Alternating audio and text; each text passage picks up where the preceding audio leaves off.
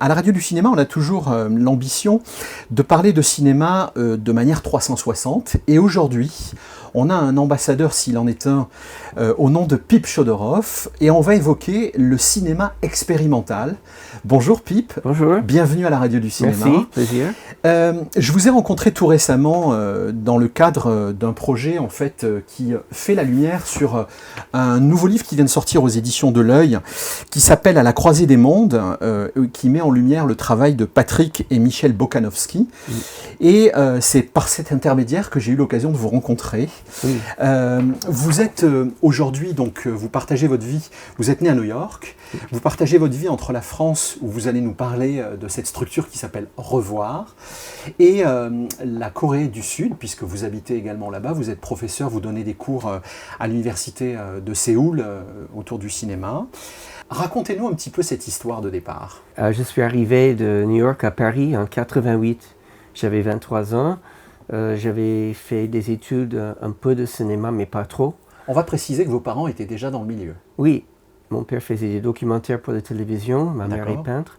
J'ai fait des films dès l'âge de 6 ans, en grattant la pellicule, en peignant la pellicule, en faisant de l'animation comme un jouet. Et j'ai vu beaucoup de films projetés dans le salon. Mon père avait un projecteur 16 et j'ai su le charger et de projeter dès l'âge de 4 ans. À l'université, j'étais déçu par les études proposées, donc j'ai fait autre chose. J'ai fini avec un diplôme de sciences cognitives, mais lors de ces études-là, j'avais appris un peu de sémiologie. Et ce qui m'intéressait à l'époque, c'est de savoir en quoi le cinéma est un langage. Et j'avais compris qu'à Paris, on étudiait vraiment la question, le sémio-pragmatique du cinéma, à Paris 3, à Sorbonne Nouvelle. Et je suis venu en 88 pour prendre des cours de ces professeurs qui sont comme Raymond Bellour, Marc Vernet, Philippe Dubois, Jacques Aumont, qui sont véritablement en fait vos inspirations aujourd'hui et qui ont contribué à votre intérêt finalement à ce fameux cinéma expérimental. Mon intérêt avec eux, c'était la sémiologie du cinéma et l'analyse profonde des films. Et le rapprochement entre le cinéma et la photo, le cinéma et la littérature, le cinéma et la peinture. Et surtout, je n'ai pas évoqué Roger Houdin, qui était un grand spécialiste de sémio-pragmatique, d'une analyse qui, en fait, pour moi, rapprochait la science cognitive au cinéma, qui pour moi était intéressant. Mais en fait, avant de venir en France, j'avais un boulot chez Orion Classics, une distribution, un distributeur de films long-métrage, fiction aux États-Unis, et j'ai appris sur le tas un peu l'industrie de distribution de films. Et j'étais déjà dans le milieu, mon père travaillait à la télévision, et son père à Hollywood, je connaissais assez bien, et puis moi-même je faisais des films. Donc cette approche linguistique, psycholinguistique, neuroscientifique de cinéma en tant qu'objet d'expérimentation, c'était rien à voir avec le cinéma expérimental, mais finalement, si, pour moi, je m'approchais à un cinéma pur, un cinéma à savoir comment le cinéma peut provoquer des perceptions différentes chez le spectateur. Alors, pour vous, en fait, le terme cinéma expérimental, c'est un terme assez précis. Racontez-nous un peu comment ce courant de pensée dans l'univers du cinéma vous a croisé. Est-ce qu'il y a véritablement un personnage ou une personnalité qui a ouvert vos chakras et vous vous êtes dit c'est ça que je veux faire? Et puis aujourd'hui, en fait, comment est-ce qu'on reçoit donc le cinéma expérimental? Et racontez-nous un petit peu comment ce courant de pensée cinématographique existe à travers le monde. Comment aujourd'hui vous l'avez fédéré? Expliquez-nous un peu tout ça. Alors, c'est des grands axes de discussion. Bien sûr. Moi, j'ai agrandi dans un milieu de cinéma divers. Donc, on pouvait projeter à la maison. Et à l'époque, les cinéastes indépendants, mais hyper indépendants, les cinéastes qui me concernent, n'avaient pas les moyens de faire du 35, mais ils voulaient quand même faire un format stable, solide. Donc, c'était le 16 mm qui ouvrait les portes à l'expérimentation. Mon père ramenait des films à la maison qu'on pouvait projeter, aussi bien des films de fiction que documentaires ou expérimentaux, des films abstraits carrément, parce que son documentaire portait sur des arts divers et variés, musique, littérature, peinture, théâtre, cinéma, danse. Donc il a fait quelques documentaires sur les cinéastes expérimentaux et on a vu des films. pour moi, il n'y avait pas de distinction. Le cinéma, c'est du cinéma. Par contre, le cinéma expérimental, c'est une sorte de catégorie un peu marginalisée. Et le mot expérimental est un petit peu mépris par les artistes, parce qu'on ne dirait pas un peintre expérimental ou un photographe expérimental. Voilà, c'est un art à part entière. Et du coup, le mot expérimental vient de la science, ça vient d'expérimentation scientifique. Et ça remonte même aux impressionnistes qui étaient dans les salons des refusés, l'avant-garde, un peu mis de côté. Même si c'est ces artistes-là qu'on se souvient mieux que les artistes confirmés de l'époque, les cinéastes expérimentaux rejettent un peu ce terme. Ils privilégient les termes plus focalisés, par exemple le cinéma différent, le cinéma alternatif, le cinéma underground, le cinéma jeune.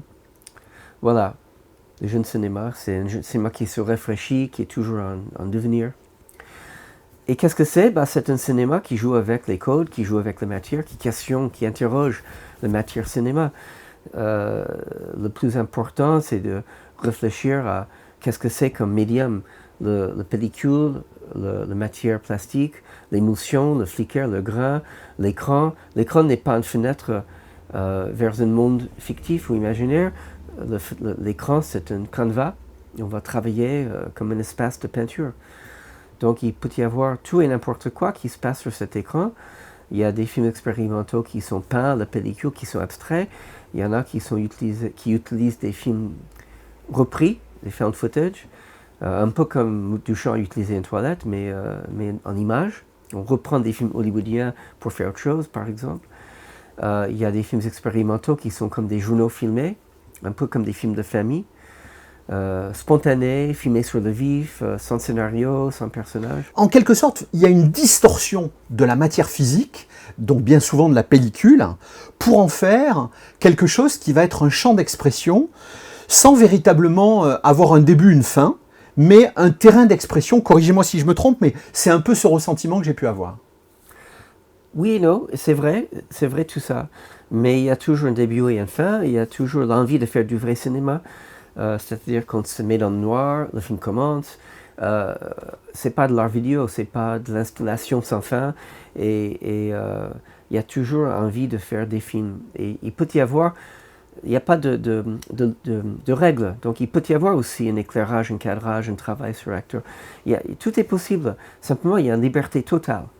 Et on dépasse les limites de ce que c'est comme le cinéma commercial. On n'a pas besoin d'une durée fixe. On n'a pas besoin de vendre des billets.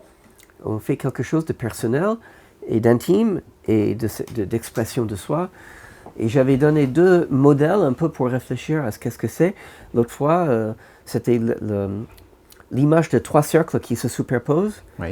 Le narratif ou la fiction, le documentaire et l'expérimental, où il y a des croisements entre les 3. En fonction des œuvres qu'on évoque, il peut y avoir cette fameuse convergence plus ou moins, on va dire, marquée ou présente, et qui peut nous rapprocher ou pas d'un cinéma plus traditionnel. C'est ça. Et puis, je dois dire qu'au début du cinéma, au tout début du cinéma, tout était expérimentation. Et il y avait... Vous faites référence évidemment à un personnage comme Georges Méliès, je suppose. Oui, et même Lumière. Et même évidemment, avant, les frères Lumière, etc. Même Muybridge, enfin, il y a toutes les cas de figure qui ont essayé de faire du cinéma alors qu'il n'y avait pas de cinéma. Et les frères Lumière ont défini plus ou moins qu'est-ce que c'est que le documentaire, et Méliès plus ou moins qu'est-ce que c'est que la fiction. Mais même le premier film avec du montage, par exemple The Great Train Robbery, c'était en 1903, et c'était une expérience de montage parce que ça n'existait pas avant. Et même D.W. Griffith qui a inventé les iris, tout est expérimental en fait au début. Même les premières fictions sont expérimentales. Est-ce que finalement, vous faites un peu fi de la technologie d'aujourd'hui pour tracer une route, un peu une sorte d'itinéraire cinématographique, si on peut appeler ça comme ça, où véritablement vous poursuivez ces axes de réflexion, mais tout en les rendant contemporaines par rapport à votre champ d'exploration? Je pense que l'idée, c'est que tous les films qu'on peut voir, qu'on peut faire, rejoignent cette fraîcheur du début, cette nouveauté, cette exploration vers un infini, vers un endroit qu'on ne connaît pas. il y a toujours le potentiel de faire quelque chose de nouveau et de choquant et d'intéressant. Il ne faut pas refaire, il ne faut pas réinventer la roue, il ne faut pas refaire des films d'amour, des films d'horreur, des films... C'est-à-dire que chaque film a le potentiel de nous montrer quelque chose d'inédit, d'inouï et d'exceptionnel. Et c'est dommage quand ça ne le fait pas. Les plateformes, en fait, fabriquent littéralement des films en tenant compte des attentes des spectateurs, quoi. Là, vous êtes l'antithèse de ça. C'est-à-dire que vous, pour le coup, vous offrez à voir des choses qui, entre guillemets, n'ont quasiment pas été anticipées, puisque c'est un peu l'inspiration de l'instant qui va véhiculer le cinéma qui est le vôtre. Oui, on veut mettre les spectateurs dans un ovni, dans un vaisseau spatial pour l'amener ailleurs, dans un endroit où ils n'ont jamais pensé que c'était possible. Et de découvrir des choses nouvelles et enfin, voilà, de changer le monde, tout simplement. Oui, c'est ça. C'est-à-dire qu'en fait, c'est un cinéma très militant, votre cinéma, oui, en fait. Oui. Hein, clairement. Alors, on va évoquer votre vie d'aujourd'hui, en particulier à Paris, puisque oui. vous avez donc un commerce, on va donner l'adresse, c'est au 43 rue du Faubourg Saint-Martin, à Paris donc, qui s'appelle Revoir, avec 2 points après le re. Ce commerce, en fait, il est à la fois une sorte de caverne d'Ali Baba, et en même temps, vous êtes distributeur de votre propre travail, vous distribuez les artistes qui vous inspirent le plus. Racontez-nous un peu tout ça. Hein. Aujourd'hui, la boutique est un peu exposée dans différentes directions, mais le principe de Revoir, c'est l'édition pour le home video, pour la maison, le cercle familial, d'un cinéma qui n'est pas facile d'accès. Tous les grands distributeurs comme UGC, Gaumont, ils ont une branche home video. Et mon ambition au départ, c'était simplement de faire ça. J'étais au sein d'une coopérative de cinéastes qui s'appelle Lightcone, qui existe encore. Il faut dire qu'à Paris, il y a 3 coopératives de cinéastes et ça fonctionne avec les cinéastes en membres et le coopérative qui essaie de montrer et distribuer leurs films au plus large, en pellicule, en argentique. Il y a longtemps, en 12, 13, 14, on a commencé à se rendre compte que les pellicules se rayaient au fur et à mesure de les projeter pour les visionnages des programmateurs qui voulaient découvrir les films en tant que programmateurs pour les montrer. Et on avait du coup demandé aux cinéastes de déposer des cassettes VHS qu'on pouvait montrer aux programmateurs. Et à force de faire ça, il y a en l'occurrence un ayant droit d'un cinéaste très important qui s'appelle Maya Deren, qui n'a pas très bien compris ce que je demandais et a dit « Oui, vous devriez éditer les films en VHS ». Ce qui m'a donné l'idée que oui, on devrait le faire. Et qu'elle nous donnait les droits comme ça, c'était royal, parce que pour moi, c'était des films très importants. Et très vendeurs, même si je considère que le cinéma expérimental se trouve dans un no man's land entre le système hollywoodien et le marché de l'art. C'est-à-dire que c'est des artistes. On ne vend pas des billets comme on fait pour Spielberg. Et en même temps, on ne vend pas des bobines comme Picasso vend des tableaux. C'est une sorte de région grise où on ne sait pas comment les cinéastes vont vivre de leur travail. Parce que les copies 16 mm, par exemple, ne sont pas collectionnables. Parce qu'ils ne montent pas en valeur. En fait, si on les montre, ils les rayent, ils les cassent, ils deviennent fragiles. Donc voilà, cet objet m'intéresse. Cette pratique m'intéresse parce que les artistes s'acharnent, ils peuvent prendre 7 ans, 10 ans pour faire un film de 5 minutes. Et après, comment ils vivent, comment ils rentabilisent le film. Donc, mais les films sont incroyables et riches et moi, je voulais les partager. En fait, tout ce que je fais en tant que professeur, distributeur, cinéaste et autres, c'est de partager quelque chose. Soyons factuels, comment on vit de ce cinéma aujourd'hui? On ne vit pas. On ne vit pas de ça, on vit avec. On est un peu obsédé ou possédé par le besoin soit de faire ce genre de film, soit de les voir, soit d'écrire dessus, de le programmer. Tout le monde est un peu pris par le bug. Enfin, voilà, c'est des gens obsédés par ça. C'est obsessionnel, quoi. Oui, c'est passionné. Et en fait, on se retrouve avec, comme vous dites, une communauté de gens qui sont aussi passionnés. Donc, quand on édite un DVD, on sait qu'il y aura des gens qui vont l'acheter, qui vont le chercher. Oui, ça trouve une résonance à travers le monde. Oui, Et c'est un marché de niche, mais il y a certainement un marché. D'accord. Et dans chaque grande ville, San Francisco, New York, Berlin, Tokyo, il y a une personne, une poignée de personnes comme moi qui passent leur vie à montrer des films, à distribuer des films. Le fondateur de l'anthologie Film Archive à New York, c'est un cinéaste que je distribue qui s'appelle Jonas Mekas.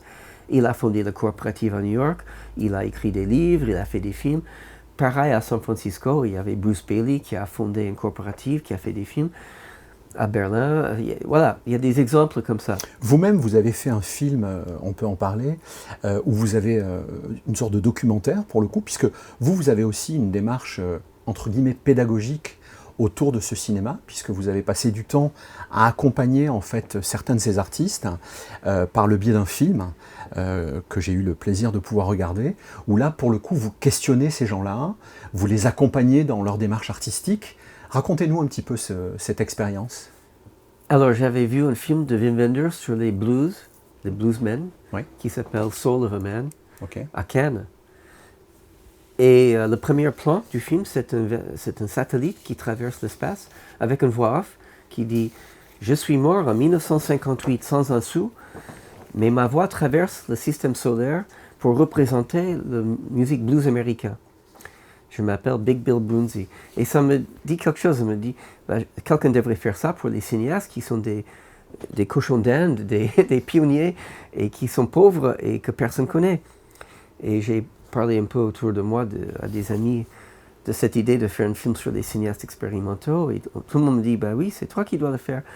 Mais comme je suis un peu partout avec plein de projets et je n'ai pas beaucoup de temps libre, bah, je n'ai pas commencé à faire un film comme ça. Ça demande beaucoup de travail. Et enfin, il y a un ami qui a trouvé un producteur qui a été pris par le sujet et qui voulait produire mon film. Alors ce film, il s'appelle Free Radicals. Oui, une histoire. Une histoire, voilà. Ou l'histoire. Voilà. Du film expérimental, voilà. Et donc, objectivement, quelqu'un qui n'est pas du tout initié par ce type de cinéma, qu'est-ce qui pourrait le rendre curieux? Alors, des films en salle, on n'en voit jamais quasiment. Non, ça existe, mais dans certaines villes comme Paris, New York, il y a des séances régulières. À Paris, il y a peut-être chaque semaine une séance de cinéma expérimental. Dans quel type de cinéma, pour le coup? À l'Archipel, on a fait des séances au Grand Action, ou à la Clé. Au Forum des Images, peut-être, non? On peut voir Avant, des choses. oui, un peu moins maintenant. Un peu moins maintenant. La salle dans le 5e, la Lucarne, ça s'appelle, qui est risque de fermer. D'accord. Comment dire, il y a des assos ou des gens qui louent des salles pour montrer ça parce que ça leur donne envie et parce qu'il y a un public. Il y a même une salle qui n'est pas une salle mais qui s'appelle Espace en cours. C'est dans la rue de la Réunion où il y a une association qui s'appelle Braquage qui organise chaque mois des séances de cinéma expérimental.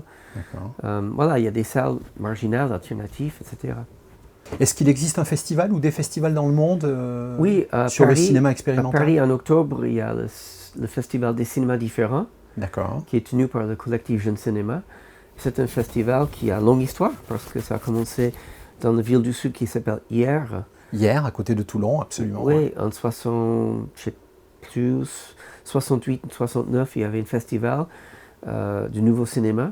D'accord. Et il y a un programmateur qui s'appelle Marcel Mazet qui a commencé à programmer des films expérimentaux et qui a fondé en 70 la coopérative à Paris, le premier qui s'appelait le Collectif Jeune Cinéma, qui existe encore, qui continue. En l'occurrence, je suis le président cette année, parce que c'est à tour le rôle. Et on fait toujours une version de ce festival. D'accord. Vous avez les dates officielles pour cette année? Oui, ça doit être du 10 au 18 octobre, quelque chose comme ça. Et dans quelle salle de cinéma, du coup? Alors, ça va être à l'Archipel. À l'Archipel. Et dans différents petits lieux autour. Ok, d'accord. On essaiera de mettre le lien si vous avez un... on peut aller voir au cjcinema.org déjà. Okay. On mettra le lien. Oui. On mettra le lien dans les bonus de l'entretien. Oui. Quelqu'un qui veut avoir la curiosité, qui habite, je sais pas, à Bordeaux, à Toulouse, à Strasbourg, comment est-ce qu'il peut croiser votre cinéma et de quelle manière il y a une sorte de communauté, un site vraiment référent dans lequel on peut trouver de l'information, du flux d'informations autour de cet art de faire du cinéma? Ouais. Quand j'ai travaillé à Lightcon dans les années 90, Oui. les films étaient loués par beaucoup d'associations dans ces villes. D'accord. À Strasbourg, à Toulouse, à Marseille. Ok. Et ça continue. Ah, ok. Ça n'a pas arrêté. C'est peut-être pas tous les jours ou toutes les semaines, mais ça existe. Ensuite, nous, on vend des DVD. Les gens nous achètent à distance sur notre site web, revoir.com, re-voir.com. Et on a lancé, il y a à peu près 5 ans, une application mobile qu'on peut télécharger partout dans le monde, même en Afrique, en Asie. Ça existe partout. C'est Google Play ou Apple Store. Ça s'appelle Revoir Online. Et on peut télécharger l'application et commencer à découvrir ce cinéma-là. Le premier mois est gratuit. Après, c'est à peu près 8 € pour un mois. Ok. Mais il y a 500 films en ligne et on peut commencer. Oui, ça peut permettre de C'est une découvrir, plateforme, oui. de découvrir. En fait, finalement, c'est une autre façon de faire du streaming, mais avec du cinéma justement expérimental. Quoi. Comme les grandes plateformes comme Netflix, ils s'en foutent de nos films. Oui, Il fallait faire notre propre plateforme. bien sûr. Donc bien on sûr, est ouais. un peu le Ouais. Netflix du cinéma expérimental. D'accord. Dans ce commerce Revoir, on peut croiser des caméras Super 8 ou des caméras 16 mm. Vous êtes certainement un des rares sur la place de Paris, et peut-être même en France, à tenir à disposition des pellicules. Ça coûte combien pour acheter une pellicule en Super 8 ou en 16 mm à faire développer Vous pouvez nous donner un ordre de grandeur à peu près de combien ça coûte On trouve toujours des pellicules pas très chères. On peut acheter une pellicule noir et blanc pour genre 38 € Ok. ou 40 ou 50. Et Il y a un développement qui est compris derrière. pas compris, il faut acheter, il faut payer le développement dans un labo, mais il y a beaucoup de cinéastes qui développent eux-mêmes à la main dans la chambre noire. Ça D'accord. coûte rien. Vous vendez tout le matériel pour faire ça On ne vend pas le matériel pour faire ça, mais ça se trouve, hein, c'est une pratique qui n'a pas trop bougé depuis 100 ans. D'accord. Et on peut même développer dans du café. Donc il y a toutes sortes de procédures non alternatives à explorer, qui donnent des images différentes. Il y a même une marque de bière qui est censée de se doubler en révélateur. Pip, c'est ça qui est fabuleux dans votre univers à part entière, c'est que nothing is impossible. On peut véritablement explorer en permanence. Les résultats peuvent être satisfaisants ou carrément à côté de la plaque, mais c'est pas très grave. L'essentiel, c'est d'expérimenter. Vous êtes dans cette philosophie, hein? Oui, et il faut aller plus loin et trouver de nouvelles choses à faire. D'un point de vue personnel, qu'est-ce que ça dit de vous, le cinéma expérimental? Pour moi, c'est une philosophie de vie. Revoir, ça s'écrit re-voir parce que ça a toujours évoqué pour moi le fait de voir, la vision pure, à propos de la vision, et que comment les cinéastes voient le monde. Parce que quand on entend parler quelqu'un comme Peter Kubelka ou Robert Brier ou Jonas Mekas, qu'est-ce que c'est que le cinéma pour eux? On se rend compte que c'est complètement différent des autres. Ils ont une pensée vraiment focalisée sur quelque chose. Soit c'est le montage métrique, soit c'est le tournage image par image, les collisions d'images, soit c'est le prix de réel sur le vif. Il y a toujours une approche complètement, travaillée, focalisée, évoluée, mais qui est différente des autres. Et à chaque fois, je suis convaincu, ah oui, il a raison, c'est ça le cinéma. Après, j'entends parler quelqu'un, ah oui, non, en fait, c'est ça le cinéma. Et c'est incroyable comment le cinéma peut être apprivoisé par un tel ou un tel, et ça change complètement ce qu'on peut faire, ce qu'on fait, ce qu'on arrive à faire. On va très loin dans une direction donnée, et chacun trouve quelque chose. Et j'avais dit à un moment donné que le cinéma hollywoodien, c'est un cinéma centripète parce que ça se veut centraliser vers les choses qu'on connaît. On refait les mêmes films parce que ça fonctionne, parce que ça fait de l'argent.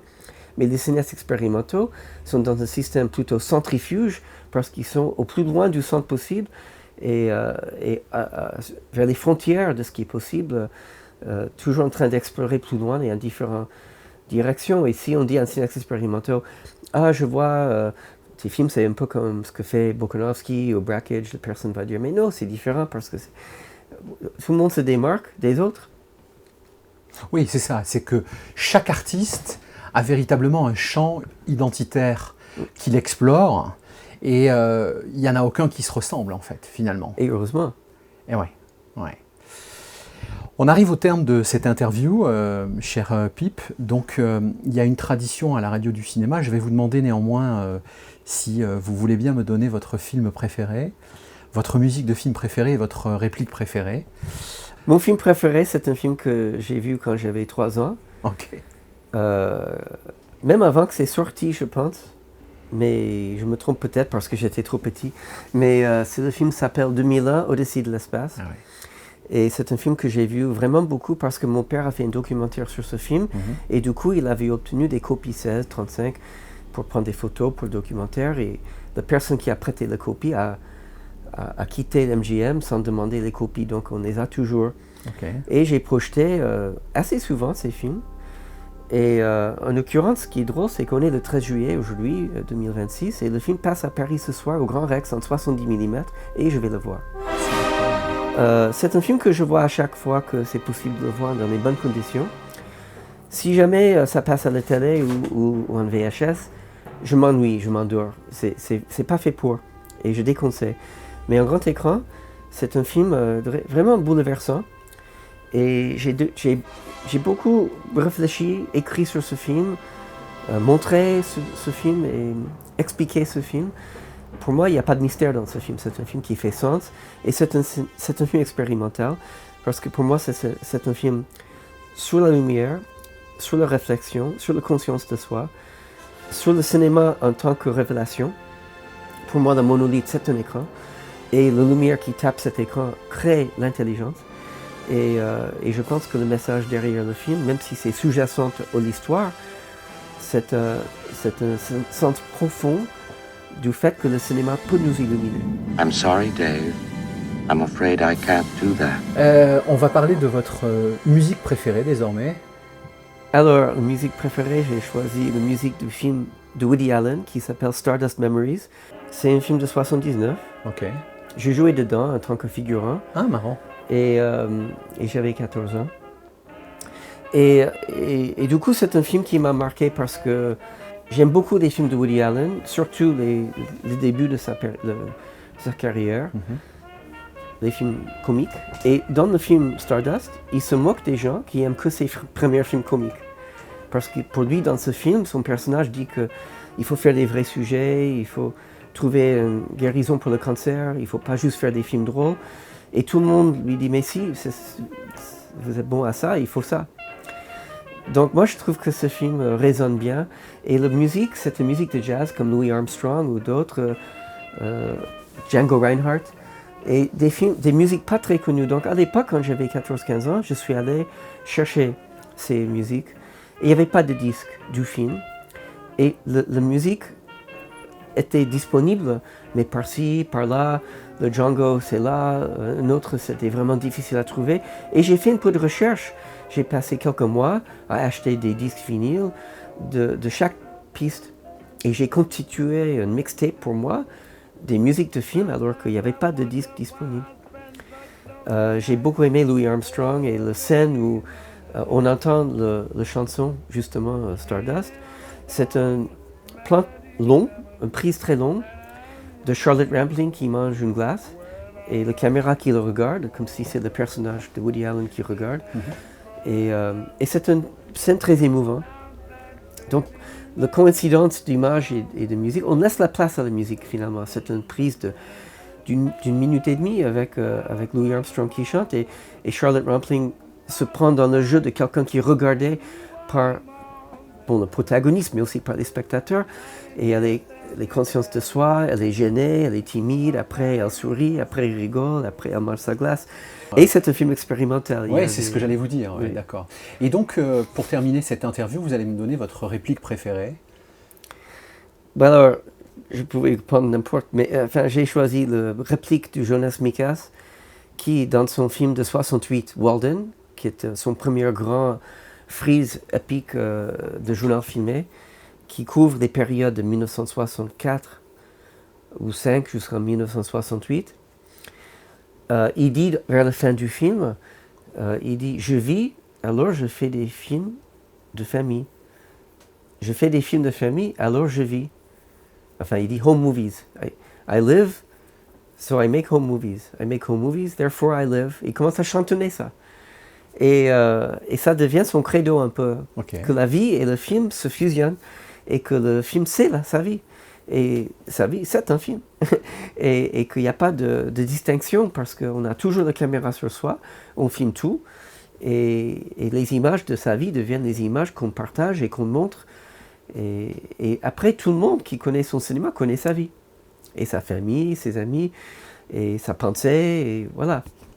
Donc je rappelle votre nom, donc Pipe Chodorov, et votre commerce donc, qui s'appelle Revoir, qui se situe donc au 43 rue du Faubourg Saint-Martin à Paris dans le 10e, où on peut véritablement découvrir, mais c'est la caverne d'Ali Baba, hein, ceux qui s'intéressent un peu au cinéma, aux caméras des années 90, 2000, etc. On trouve vraiment des choses extraordinaires, et on a la possibilité, je le rappelle, d'acheter des pellicules, de les faire développer, on peut même faire réparer du matériel, vous avez des adresses qui sont des trouvailles à travers toute l'Europe. Vraiment, c'est indispensable de vous rencontrer si on s'intéresse à cet environnement. Et il y a même une galerie à côté, et il y a une galerie, effectivement. Que j'ai créée parce que pour moi, les cinéastes, c'est des artistes, mais il n'y a pas de galerie. Les artistes qui font du film ne se trouvent pas dans le marché de l'art. Et je pensais que c'était important de reconnaître ce genre de création.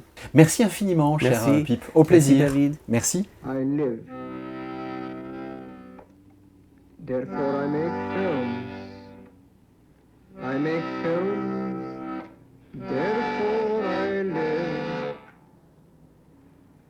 Life. Movement. I make home movies. Therefore I live. I live. Therefore I make home movies.